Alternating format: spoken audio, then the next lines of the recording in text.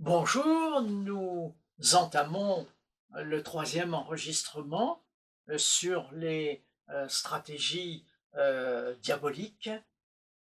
Nous sommes donc dans les pratiques occultes et je vais continuer aujourd'hui par idolâtrie et fétichisme. La vénération superstitieuse des fétiches, talismans, gris-gris, amulettes, images, objets sculptés, c'est un danger. Tous les objets que je viens de citer sont des objets matériels auxquels on attribue une âme ou une puissance particulière pour sa protection personnelle. Donc, on a vénéré des cheveux, des plumes, des cornes, des dents, des scarabées, des rubans, des poignes de lance, le trèfle à quatre feuilles, les petits sous d'autrefois, les sous d'autrefois, le fer à cheval, les attrape-rêves et un certain nombre d'autres. On peut, par exemple, sous la charpente du toit, placer des lettres magiques qu'on a pour sa protection personnelle, le fer à cheval au-dessus des étables, la médaille d'un saint qu'on va cacher dans un placard de la maison ou dans l'étable pour les éleveurs. L'alliance que l'on va frotter euh, contre des reliques de saints pour être gardé de l'adultère, ou bien encore le petit crucifix. Et dans le cas où il y a une accumulation importante de tels objets, certaines des maisons peuvent devenir des maisons hantées. Cela peut aller jusqu'à des actes de magie, c'est-à-dire à partir de cet objet, on va mettre un lien sur une autre personne, des incantations, l'évocation d'esprits. Lorsqu'il y a eu un pacte d'établi et qu'il a été détruit évidemment avec l'autorité du Seigneur Jésus, détruit dans le nom de Jésus, à ce moment-là, les troubles mentaux disparaissent. Tu ne te feras point d'image taillée, ni de représentation quelconque des choses qui sont en haut dans le ciel, qui sont en bas sur la terre, et qui sont dans les eaux, plus bas que la terre. Tu ne te prosterneras point devant elles, tu ne les serviras point. Car moi, l'Éternel ton Dieu, je suis un Dieu jaloux, qui punit l'iniquité, qui fait miséricorde à ceux qui m'aiment et gardent mes commandements. Autrement dit, Dieu fait miséricorde, prend soin de ceux qui l'honorent par leur confiance ou par leur foi en lui. Exode chapitre 20. La colère de Dieu se révèle contre toute impiété et toute injustice des hommes qui retiennent injustement la vérité captive. Et la suite est intéressante. Ils ont changé la gloire du Dieu incorruptible en image représentant l'homme corruptible, des oiseaux, des quadrupèdes, des reptiles. Nous lisons cela dans le Nouveau Testament. C'est Paul qui l'écrit aux Romains dans son premier chapitre, versets 18 et suivants. Ils étaient fiers de leur parure, écrit Ézéchiel, dont ils ont fabriqué des images, ainsi que de leurs abominations et de leurs idoles.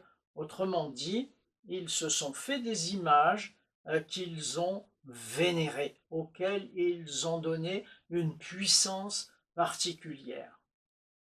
Donc le fétichisme concerne le voyeurisme et l'appétence sexuelle pour, par exemple, les liquides corporels, les larmes, les sueurs, mais aussi le latex, le cuir, certains sous-vêtements. Les personnes peuvent être soumises à de tels actes par l'invocation d'esprits impurs, et c'est ce que l'on appelle la magie rouge. Et je termine avec deux brèves phrases, l'une extrait de Deutéronome 23, que l'Éternel ne voit chez toi rien d'impur. Et Paul, dans sa première aux Corinthiens au chapitre 6, le corps n'est pas fait pour l'impudicité, c'est-à-dire pour la dépravation sexuelle. Je veux aborder un autre aspect dont on a peu souvent parlé dans le passé. Il est intitulé Incubes et succubes.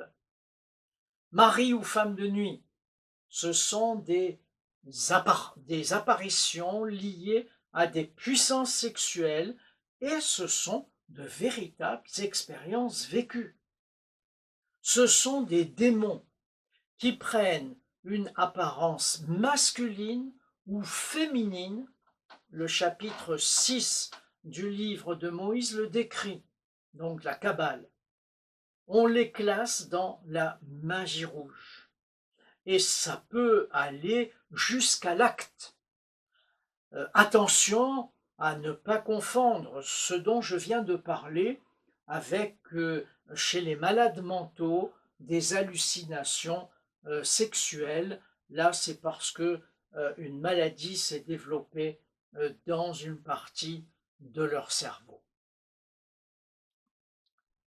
Je vais aborder un dernier point, mais il sera aussi un point de transition en direction de l'ésotérisme.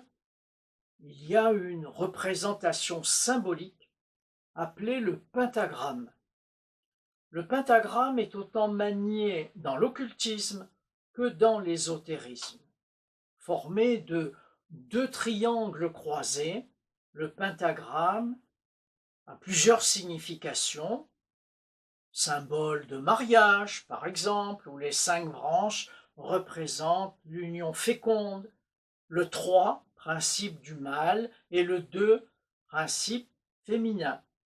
Le pentagramme est aussi le symbole païen du culte de la femme.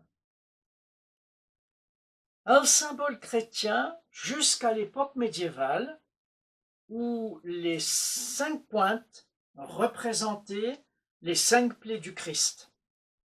Donc au Moyen Âge, on utilisait les vertus magiques du pentagramme en peignant des étoiles à 5 branches sur les murs des maisons, ou bien on le portait sur soi pour se protéger des accidents, des catastrophes, des mauvais sorts que pouvaient jeter les sorcières.